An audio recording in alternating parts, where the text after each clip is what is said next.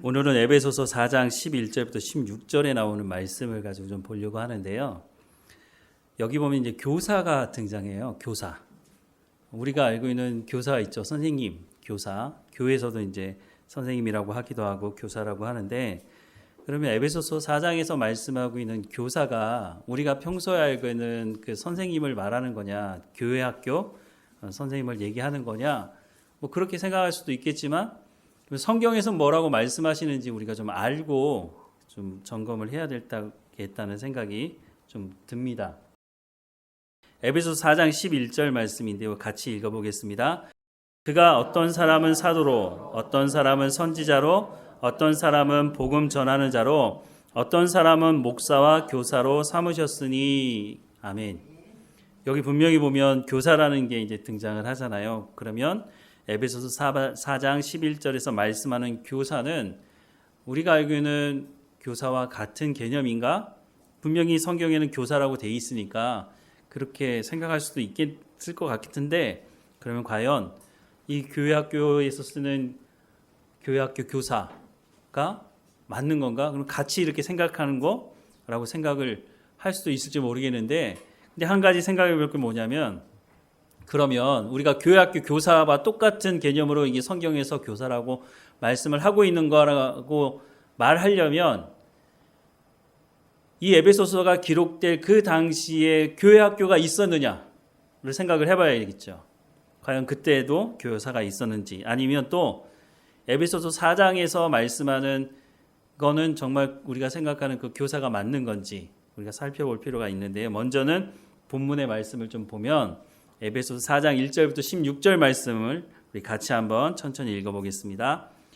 그러므로 주 안에서 갇힌 내가 너희를 권하노니 너희가 부르심을 받은 일에 합당하게 행하여 모든 겸손과 온유로 하고 오래 참음으로 사랑 가운데서 서로 용납하고 평안에 매는 줄로 성령이 하나 되게 하신 것을 힘써 지키라. 몸이 하나요 성령도 한 분이시니 이와 같이 너희가 부르심의 한 소망 안에서 부르심을 받았느니라. 주도 한 분이시요 믿음도 하나요 세례도 하나요 하나님도 한 분이시니 곧 만유의 아버지시라. 만유 위에 계시고 만유를 통일하시고 만유 가운데 계시도다. 우리 각 사람에게 그리스도의 선물의 분량대로 은혜를 주셨나니 그러므로 이르기를 그가 위로 올라가실 때에 사로잡혔던 자들을 사로잡으시고 사람들에게 선물을 주셨다 하였도다. 올라가셨다 하였은즉 땅 아래 낮은 곳으로 내리셨던 것이 아니면 무엇이냐? 내리셨던 그가 곧 모든 하늘 위에 오르신 자니 이는 만물을 충만하게 하려 하심이라. 그가 어떤 사람은 사도로, 어떤 사람은 선지자로, 어떤 사람은 복음 전하는 자로, 어떤 사람은 목사와 교사로 삼으셨으니 이는 성도를 온전하게 하여 봉사의 일을 하게 하며 그리스도의 몸을 세우려 하심이라. 우리가 다 하나님의 아들을 믿는 것과 아는 일에 하나가 되어 온전한 사람을 이루어 그리스도의 장성한 분량이 충만한 데까지 이르리니 이는 우리가 이제부터 어린아이가 되지 아니하여 사람의 속임수와 간사한 유혹에 빠져 온갖 교훈의 풍조에 밀려 요동하지 않게 하려 함이라.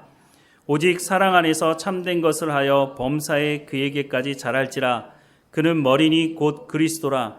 그에게서 온 몸이 각 마디를 통하여 도움을 받음으로 연결되고 결합되어 각 지체의 분량대로 역사하여 그 몸을 자라게 하며 사랑 안에서 스스로 세우느니라. 아멘. 이 말씀 중에 등장하는 게 이제 교사라는 직분이 등장을 하는데요. 조금 더 구체적으로 보면 1절부터 3절을 보면 그러므로 주 안에서 갇힌 내가 너희를 권하노니 너희가 부르심을 받은 일에 합당하게 행하여 모든 겸손과 온유로 하고 오래 참음으로 사랑 가운데서 서로 용납하고 평안에 매는 줄로 성령이 하나 되게 하신 것을 힘써 지키라 라고 말씀하거든요. 교회로 부름을 받은 사람들은 어떻게 해야 된다고요? 부르심을 받은 일에 합당하게 행하라. 하나님께서 우리를 하나님의 자녀 삼으신 그 부르심에 합당한 생활을 해야 한다라고 말을 하는데, 그러면 어떻게 하나님의 부르심에 합당한 삶을 살 수 있느냐? 그 밑에 보면 겸손과 온유로 오래 참음으로 사랑 가운데서 서로 용납하고 성령 안에서 하나됨을 힘써 지키라 라고 말씀합니다. 이렇게 사는 것이 어떻게 하는 거라고요? 하나님의 부르심을 받은 부름에 합당하게 사는 것이다 라고 말씀을 하고 있어요. 겸손과 온유로 오래 참음으로 사랑 가운데서 서로 용납하는 것, 그리고 성령 안에서 하나 되는 것을 힘써 지키는 것. 왜 이렇게 말씀을 하느냐? 그 뒤에 이제 근거를 제시하는데요. 4절부터 6절에 보면 몸이 하나요 성령도 한 분이시니 이와 같이 너희가 부르심의 한 소망 안에서 부르심을 받았으니 주도 한 분이시요 믿음도 하나요 세례도 하나요 하나님도 한 분이시니 곧 만유 위의 아버지시라. 만유 위에 계시고 만유를 통일하시고 만유 가운데 계시도다라고 말씀합니다. 여기 이제 성부, 성자, 성령이 다 나오는데요. 성부, 성자, 성령께서 연합하여서 구원을 이루어 주신 것처럼 너희도 교회 공동체 안에서 연합함을 이루어야 한다라고 하는 말씀을 말씀해 주고 있는 거예요. 에베소서 1장에서도 이미 이 말씀을 하고 계시는데요. 다시 한번 우리가 예수님을 믿음으로 말미암아 의롭다 칭함을 받은 것, 그걸 이신칭이라고 말해요. 그래서 로마서를 공부하는 분들은 이신칭이가 바울이 강조한 가장 중요한 믿음의 중심이다 이렇게 얘기를 하고 있거든요. 지금도 그렇게 주장하는 사람들이 많아요. 그런데 이렇게 말하는 가장 중요한 이유가 뭐냐면 카톨릭이 타락하고 종교 개혁을 했던 마틴 루터가 야 이거 선을 행해서 구원받는 게 아니고 예수님을 믿음으로 말미암아 구원받는다고 성경에 나와 있지 않냐 하면서 종교 개혁을 일으켰고 그 마틴 루터의 영향이 지금 약 500년이 지났음에도 불구하고 있어요. 근데 그 말이 틀렸다고 말씀을 드리는 건 아니에요. 그런데 우리가 로마서를 나중에 공부해보면 알 수 있지만 로마서에서도 강조하는 게 뭐냐 하면 의롭게 칭함받았다고 하는 것은 맞아요. 우리가 예수 그리스도를 믿음으로 말미암아 의롭다 칭함받은 것은 맞지만 그게 최종 목적이 아니라고 말하고 있어요. 최종 목적은 뭐냐? 하나님과 연합된 관계로 하나님과 친밀한 교제를 하는 것이 최종적인 목적인 거예요. 예수님이 이 땅에 오신 목적이 우리의 죄를 용서하시고 하나님의 자녀 삼으셔서 거기서 끝나는 게 아니고 의롭다 칭함하고 끝나는 게 아니라 한 걸음 더 나가서 하나님과 연합된 관계를 이룰 수 있도록 하기 위한 것이 더 중요한 거라는 거예요. 그러니까 어떤 사람들은 의롭다 칭함받은 게 중요하다고 얘기하고 어떤 사람들은 연합이 중요하다고 얘기하지만 둘 다 중요한 거예요. 연합을 이루기 위해서는 하나님 앞에 예수 그리스도로 말미암아 의롭다 칭함이 없으면 연합된 관계를 이룰 수가 없기 때문에 이 두 개 다 중요한 것인데 어떤 게 더 중요하냐 사실 얘기할 필요가 없는 거죠. 근데 어쨌든 에베소서에서 더욱 강조하는 건 뭐냐면 하나님 아버지와 예수님과 성령님이 연합함으로 우리 가운데 구원을 허락해 주셨기 때문에 교회로 부름받은 사람들은 어떻게 하라고요? 의롭다 칭함받은 그 사람들이 연합함을 이루어야 된다는 거예요. 아닌가요? 얼굴 표정들이 어떤 게 맞는 거지 이렇게 하는 것 같은데 둘 다 맞다고요. 그런데 이 의롭다 칭함을 받은 것은 연합을 위한 것이기 때문에 어떻게 보면 목적이 연합 가운데 있다는 거. 그래서 에베소서에서 강조하는 게 뭐냐면 의롭다 칭함 받았다고 하는 것을 강조하기보다는 연합함을 이루어야 된다. 그래서 계속 1장에서도 그렇고 계속해서 연합함을 강조하고 있는 이유가 바로 이런 거죠. 부르심을 받은 하나님의 백성들은 모든 겸손과 온유로 오래 참음으로 서로 용납하며 평안을 매는 줄로 성령이 하나 되게 하신 것을 지키는데 왜냐? 성부 하나님께서 성자 예수님께서 성령 하나님께서 연합함으로 우리를 구원하셨기 때문에 이 연합함을 이루어야 된다라고 하는 걸 이제 사도 바울이 설명을 해주고 있는 거죠. 여기까지는 아시겠죠?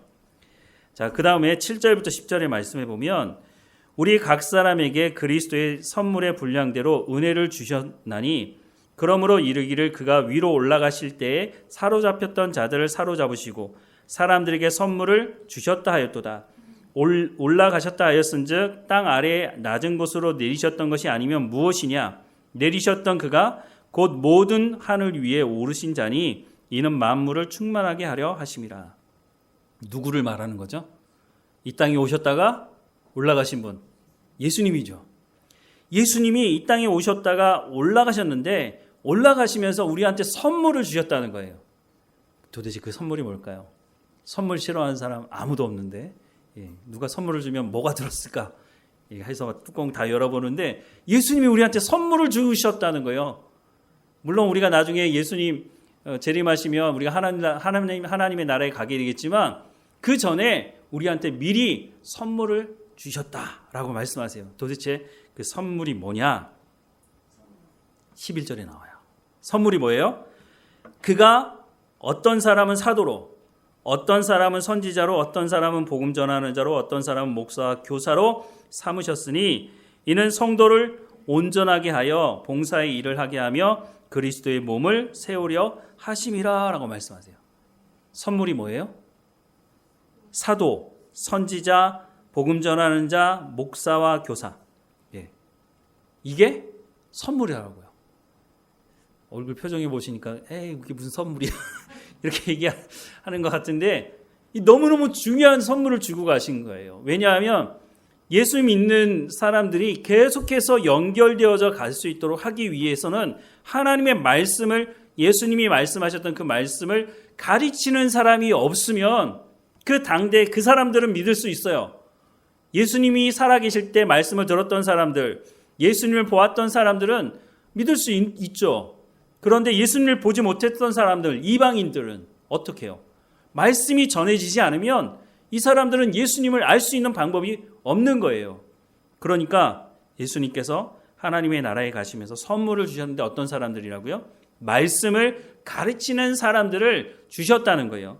근데 이 사람들이 성도를 온전하게 하는 이 사명을 받았다는 거예요. 어떻게 해요? 말씀을 가르침으로 성도를 온전하게 하고 봉사의 일을 하게 하며, 여기 이제 좀 헷갈리는데요.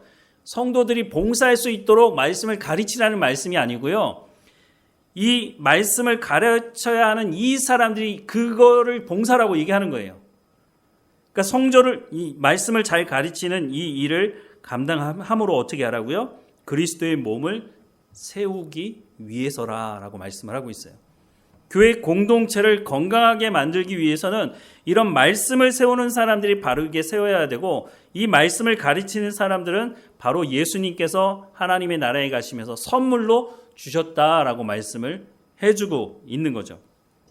자, 이 사람들의 역할을 계속해서 더 얘기하는데요. 13절과 14절에 보면 우리가 다 하나님의 아들을 믿는 것과 아는 일에 하나가 되어 온전한 사람을 이루어 그리스도의 장성한 분량이 충만한 데까지 이르리니 이는 우리가 이제부터 어린아이가 되지 아니하여 사람의 속임수와 간사한 유혹에 빠져 온갖 교훈의 풍조에 밀려 요동하지 않게 하려 함이라 라고 말씀합니다. 우리가 신앙의 삶을 어떻게 하면 잘 살아갈 수 있을까요? 하나님의 말씀을 잘 알면 그 말씀들을 순종하면 된다는 거예요. 그것을 하는 역할을 하는 사람들이 사도고 선지자고 복음 전하는 자고 목사와 교사의 역할이라고 하는 거예요.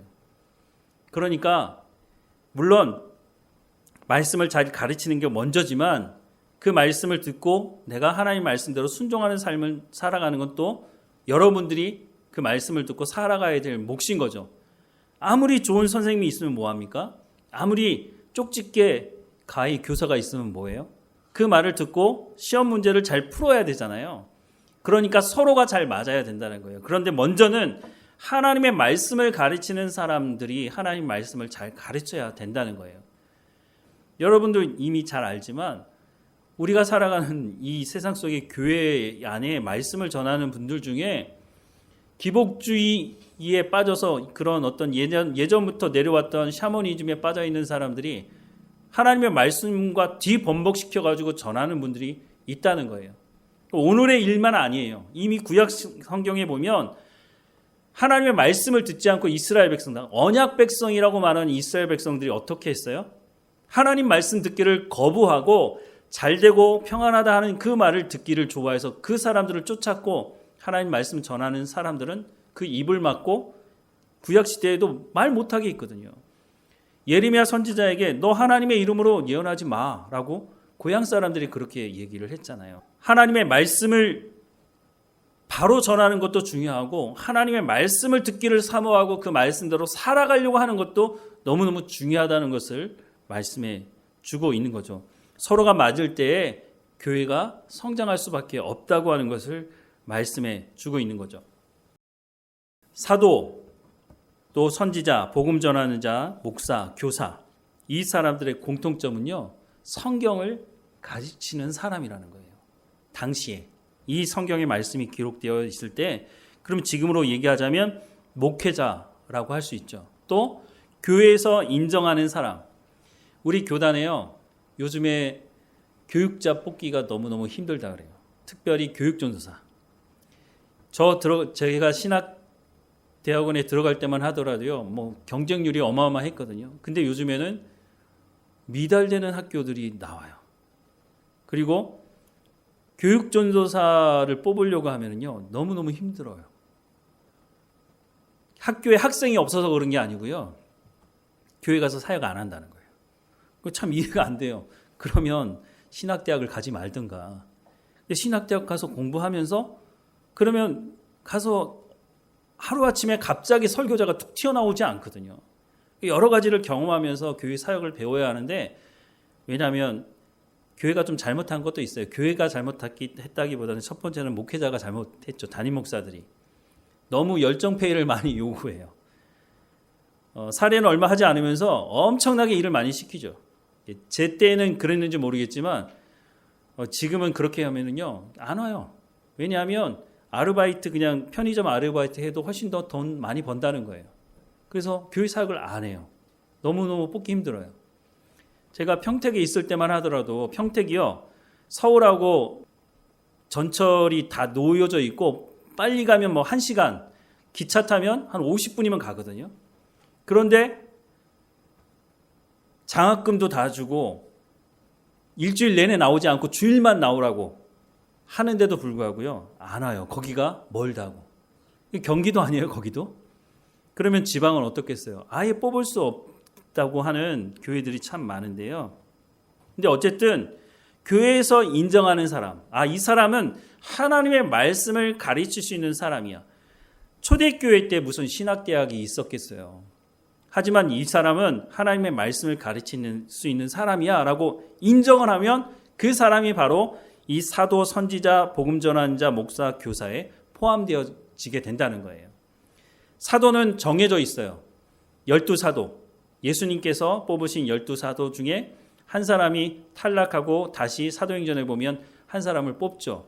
그 12명과 사도 바울 외에는 사도라고 칭하지는 않아요. 선지자는 말씀을 전하는 사람이죠. 복음 전하는 자도 마찬가지고, 당시의 목사나 교사도 우리가 지금 생각하는 그 교사와는 다른 개념이라고 말씀을 하고 있는 거죠. 그러니까 목회자라고 말할 수 있는 그런 사람이 바로 교사라고 말하는 거죠. 성경에서 말씀하는 교사가 여기 말고도 또 등장하는데요. 사도행전 13장 1절에 보면 안디옥 교회에 선지자들과 교사들이 있으니 곧 바나바와 니게르라 하는 시므온과 구레네 사람 루기오와 분봉왕 헤롯의 젖동생 마나엔과 및 사울이라 라고 말씀합니다. 바로 이런 사람들이 교회에서 인정해서 세운 사람들이라는 거예요. 안디옥 교회에 예수 믿는 사람들이 생겼다고 하는 얘기를 듣고 예루살렘 교회에서 사람을 보내죠. 첫 번째 사람이 누구였어요? 바나바죠. 그 바나바가 사역을 하다가 이게 내가 하기에는 너무 사람들이 많고 내가 감당하기 힘들다 그래서 사도 바울을 불러오죠. 사도 바울과 바나바를 중심으로 처음에는 하나님 말씀을 가르치는 사역을 하다가 그것도 이제 부족하니까 말씀을 배우던 사람들 중에 이 사람은 말씀을 가르쳐도 되겠다고 하는 사람들 더 세우게 됐다는 거죠. 또 디모데후서 1장 11절에 보면 내가 이 복음을 위하여 선포자와 사도와 교사로 세우심을 입었노라. 내가 누구죠? 사도 바울이죠. 사도 바울이 자기 자신을 뭐라고 소개하느냐면 이 복음을 위하여 선포자와 사도와 교사로 세움을 받았다라고 말합니다. 우리가 지금 생각하는 교회학교 교사의 개념으로 교사를 말하는 것은 아니라고 하는 것이에요. 자, 그러면 우리가 지금 있는 교회학교는 그러면 언제부터 생긴 거냐? 초대교회는 없었던 거라는 거예요. 어떻게 생겼느냐 하면 1780년도에 7월에 영국의 클로우체스터라고 하는 곳에서 로버트 레이크스라는 기자가 있었나 봐요. 이때가 어떤 시대냐면 산업혁명 이후에 엄청나게 많은 노동력이 필요한 거예요. 근데 이 노동력을 어디서 수급을 했느냐? 사람이 갑자기 인구가 늘어날 수는 없잖아요. 근데 어디서 그 노동력을 충당했느냐면 여성들. 그 전까지만 하더라도 여성들이 이런 일하는 데 참여하지 않았거든요. 여성들이 사회에 나와서 적극적으로 일하기 시작한 것이 이 산업혁명 이후부터예요. 근데 그러면 충분한 돈을 이 사람들에게 줬느냐? 그러지 않았다는 거예요. 여러분, 그 산업혁명 시대에 영국이 얼마나, 지금 우리도 뭐 노동 현장이 좋진 않지만 이루 말할 수 없을 정도로 열악했어요. 심지어는 어린아이들, 아주 어린아이들까지 단순 기계 작업들을 시키면서 노동력을 엄청나게 착취를 했어요. 그런데 교회에서 보니까 이거 이러다가 애들이 배우지도 못하고 할렘 가나 이런 데에 범죄의 위험성에 빠지기도 쉽고, 그러면 이거 어떻게 할 거냐라고 했는데, 바로 이 기자가 그럼 우리 교회에서 우리 이 아이들을 좀 가르치면 좋겠다라고 한 것이 교회 학교의 시작이 되었다고 하는 거예요. 그러면서 이제 영국 교회에 이제 퍼지게 됐고, 그게 이제 미국으로 넘어갔고, 우리에도 전해지게 된 거죠. 그때부터 우리가 말하는 교회 학교에 교사라는 개념이 생기게 된 거라는 거죠. 다시 한번 13절과 14절을 보면, 우리가 다 하나님의 아들을 믿는 것과 아는 일에 하나가 되어 온전한 사람을 이루어 그리스도의 장성한 분량이 충만한 데까지 이르리니, 이는 우리가 이제부터 어린아이가 되지 아니하여 사람의 속임수와 간사한 유혹에 빠져 온갖 교훈의 풍조에 밀려 요동하지 않게 하기 위해서 하나님의 말씀을 가르치는 사람들을 교회에서 세워야 한다는 거예요. 말씀을 제대로 가르칠 수 있는 사람을 세워야 한다는 거예요. 제가 중학교 때 저를 가르쳤던 선생님들이 가르쳤던 말씀들이 생각이 나는데요. 좀 웃기지만 선생님들이 준비를 잘 안 해왔던 것 같아요. 대학교 다녔던 선생님들인데, 그 선생님들이 와서 할 게 없으면, 오늘은 12제자 다 얘기하면 짜장면 사줄게. 그럼 애들 눈이 그냥 바짝 다 떠져요. 하나님 말씀 드리는 것보다 짜장면 사준다니까. 그때만 해도 언제입니까? 짜장면 하나면 정말 끝장 아닙니까? 졸업식 때 제일 먹고 싶은 음식 하면 짜장면 했던 때니까. 근데 얼마나 성경 지식이 없는지 12제자 이름을 모르는 거예요. 아는 애들이 하나도 없는 거예요. 그러니까 선생님이 그러면 성경에서 찾아서 얘기하라고 해도 성경을 봤어야 알죠. 도대체 마태복음에 있는지 그게 누가복음에 있는지 알 수가 있어야지. 그래서 짜장면을 못 먹었던 기억이 나요. 근데 그런 거 말고는 하나님의 말씀을 정말 이분들이 잘 가르쳤나 하는 생각이 좀 들기도 해요. 열심을 내신 건 너무너무 감사하지만, 우리가 성경에서 말하는 교사라는 것이 목회자의 수준인 것을 얘기를 하고 있고요. 지금 교사와는 좀 차원이 다르긴 하지만, 그래도 우리가 교사의 역할을 해야 되는 것은, 하나님께서 우리를 부르셨다면 이 역할을 해야 되는 사명이 모든 사람들에게 있다는 것도 기억해야 해요. 왜냐? 예수님께서 부활하시면서 승천하시면서 뭐라고 말씀하셨어요? 너희는 가서 모든 민족으로 제자를 삼아 아버지와 아들과 성령의 이름으로 세례를 주고 내가 너희에게 분부한 모든 것을 가르쳐 지키게 하라고 말씀하시잖아요. 이건 12사도에게만 하신 말씀이 아니고 그곳에 모였던 많은 제자들, 예수님을 따랐던 사람들에게 하신 말씀이고 오늘 우리에게 하시는 말씀이거든요. 물론 오늘 본문의 말씀에 이 교사라는 개념이 목회자와 같은 개념이기는 하지만, 분명한 것은 사명을 모든 그리스도인들에게 주셨다고 하는 것을 우리가 안다면 성경을 제대로 알고 가르쳐야 될 필요가 있어요.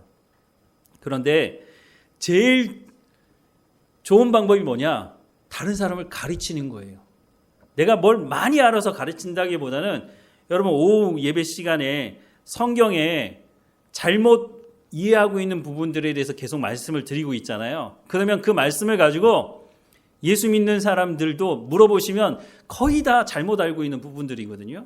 그럼 그 사람들에게 한 주일 동안 살아가면서 야, 내가 밥 사줄게, 한번 만나자 하고 만나가지고 그 얘기를 하는 거예요.